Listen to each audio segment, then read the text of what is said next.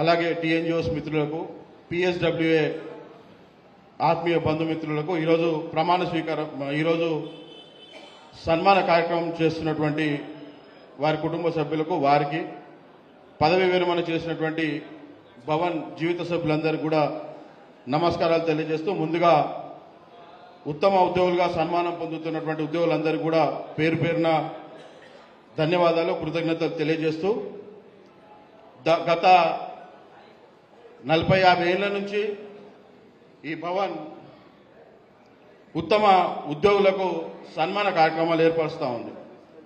సన్మానం అంటే ఏదో చేస్తున్నట్టు కాకుండా గత 20 సంవత్సరాల నుంచి, నాకు తెలిసి లాస్ట్ 2024కు మా సార్ గారు వచ్చి 20 సంవత్సరాలు అవుతుంది భవన్లో అడుగుపెట్టి.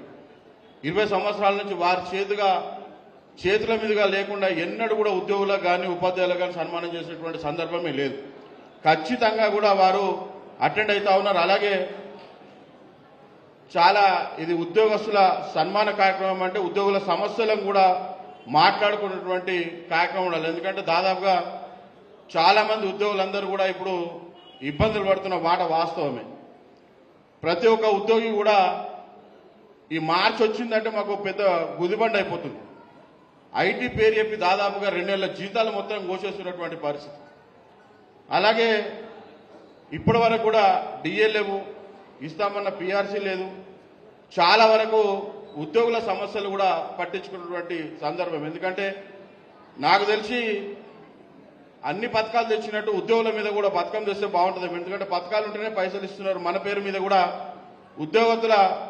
ఉద్యోగస్తుల సమస్యలు తీర్చే పథకం అని ఒకటి పెడితే దాన్ని కూడా అప్పు తీసుకుని మన సమస్యలన్నీ కూడా తొందరగా పేమెంట్ చేస్తారేమో అని చెప్పేసి ఆలోచిస్తా ఉన్నాం. ఎందుకంటే చాలా మందికి ఈరోజు రిటైర్డ్ అయ్యి మేము చచ్చిపోతామంటే పైసలు ఇస్తున్నారు తప్పించి, బాబు మేము బతుకున్నాం మాకు పైసలు ఇస్తామంటే మాత్రం ఇచ్చే పరిస్థితి కూడా లేదు. చాలా మంది ఈనాడు ఇబ్బంది పడుతున్న పరిస్థితి కూడా మనం అందరం కూడా గుర్తెరగాల విషయం. ఎందుకంటే చాలా మంది దాదాపు ఇప్పటికే ₹1,00,000 దాకా 2 లక్షల రూపాయల దాకా లాస్ అయినటువంటి విషయం అందరికీ కూడా తెలుసు.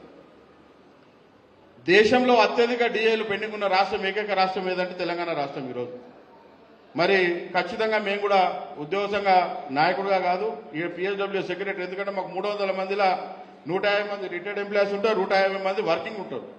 ఇది కంప్లీట్గా వర్కింగ్ జోన్ కాబట్టి కంపల్సరీ వాళ్ళ సమస్యల మీద కూడా మాట్లాడుకునే వేదిక కూడా ఖచ్చితంగా కావాలని చెప్పేసి కూడా ఇవన్నీ మాట్లాడుతూ ఉన్నాను. ఖచ్చితంగా రాబోయే కాలంలో మాత్రం ఖచ్చితంగా ఇవన్నీ సాధించుకునే విధంగా కూడా మనం అందరం కూడా దిశగా ఆలోచించాలి. ఎందుకంటే ఈ భవన్ అంత ఆషామాషి భవనం కాదు.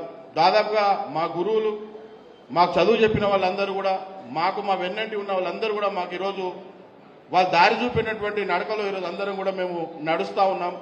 ఖచ్చితంగా ఈ భవనాన్ని ఇంకా మేము యువకులుగా, ఎందుకంటే వాళ్ళందరూ కూడా దాదాపుగా రిటైర్డ్ అవుతూ ఉన్నారు, కొత్త వాళ్ళు వస్తూ ఉన్నారు. వాళ్ళందరిగా ఈరోజు యువకులుగా మనం ప్రామిస్ చేయాల్సింది ఏంటంటే వాళ్ళు నిలిపినటువంటి సంస్కృతి, వాళ్ళు చేసినటువంటి పని మేమందరం కూడా తిరిగి ఖచ్చితంగా చేస్తూ ఈ భవనాన్ని మీరు ఏ విధంగా కాపాడారో అదే రకంగా ఈ భవనాన్ని ఖచ్చితంగా కాపాడతామని చెప్పేసి కూడా మాట ఇవ్వాల్సిన అవసరం కూడా మనకు ఉందని చెప్పేసి తెలియజేసుకుంటూ, ఈసారి సన్మాన కార్యక్రమం చేసుకున్నటువంటి, సన్మానాలు అందుకున్నటువంటి ప్రతి ఒక్కరికి పేరు పేరున మీ అందరికీ కూడా శుభాకాంక్షలు తెలియజేస్తూ, అలాగే పదవీ విరమణ చేసిన వారికి తొందరగా పైసలు వస్తాయని చెప్పేసి కూడా రావాలని కూడా కోరుకుంటూ, ఖచ్చితంగా భవిష్యత్తులో పోరాటాలు చేసే కాలం దగ్గర ఉంది. ఖచ్చితంగా కూడా చేయాలి. మీరు మేము అందరం కలిసి కూడా చేసే కార్యక్రమం ఉంది. ఖచ్చితంగా కూడా చేసేవన్నీ సాధించుకోవడం చెప్పి చాలా సమస్యలు ఉన్నాయి. ఎన్నో సమస్యలు అన్నీ అట్లే ఉన్నాయి. ఇస్తామన్న హామీలన్నీ కూడా అట్లే ఉన్నాయి. ఖచ్చితంగా రాబోయే కాలంలో హామీలన్నీ మేనిఫెస్టోలో పెట్టినట్టుగా అవన్నీ సమస్యలు కూడా తీర్చాల్సిన బాధ్యత కూడా రాష్ట్ర ప్రభుత్వం ఉందని తెలియజేసుకుంటూ, ఈ అవకాశాన్ని ఇచ్చినటువంటి నాకు పేరు పేరున మరొకసారి ధన్యవాదాలు, కృతజ్ఞతలు తెలియజేసుకుంటూ, 4 సంఘాల ఐక్యత వర్ధిల్లాలి. జై భవన్, జై పిఎస్డబ్ల్యూఏ.